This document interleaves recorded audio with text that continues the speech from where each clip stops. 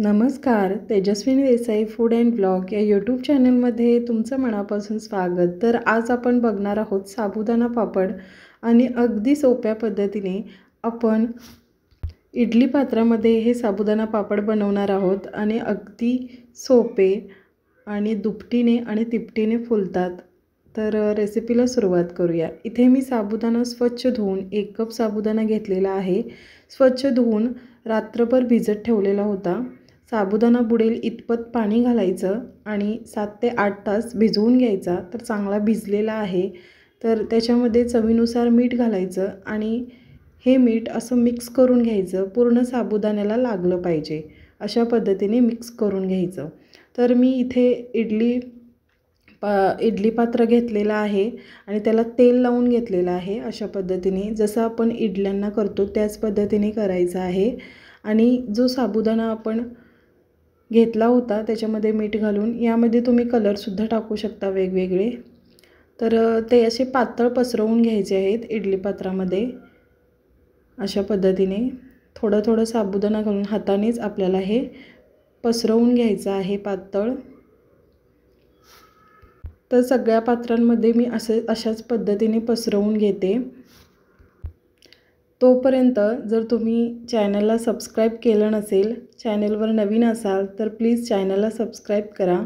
Subscribe करणं पूर्णपणे फुकट आहे, त्यामुळे जेव्हा केव्हा मी व्हिडिओ अपलोड करेन त्याचं नोटिफिकेशन तुम्हाला मिळेल आणि माझे व्हिडिओ मिस होणार नाहीत, तुम्हाला सहज पाहता येतील। त्यामुळे प्लीज सबस्क्राईब करा आणि सबस्क्राईब जर केलं असेल तर व्हिडिओला एक लाईक नक्की करा। तर अशाच पद्धतीने मी सगळ्या पात्रांमध्ये असं पातळ पसरवून घेतलेलं आहे। तर मी भांड्यामध्ये पाणी ठेवून गरम करत ठेवलं होतं आधीच गॅसवर। तर असं आपल्याला हे इडलीच्या प्लेट ज्या आहेत त्या एकामेकावर ठेवायच्या आहेत। जे 3 होल आहेत ते बरोबर साबुदाण्यांवर आल्या पाहिजेत, अशा पद्धतीने एकमेकांवर आपल्याला ठेवायचं आहे। त्यामुळे त्याच्यातून चांगली वाफ येते आणि चांगली स्टीम होतात साबुदाणे, त्यामुळे अशाच पद्धतीने ठेवा। तर 5 ते 7 मिनटं आपल्याला असंच ठेवायचं आहे, जास्त वेळ लागत नाही, पटकन होतात।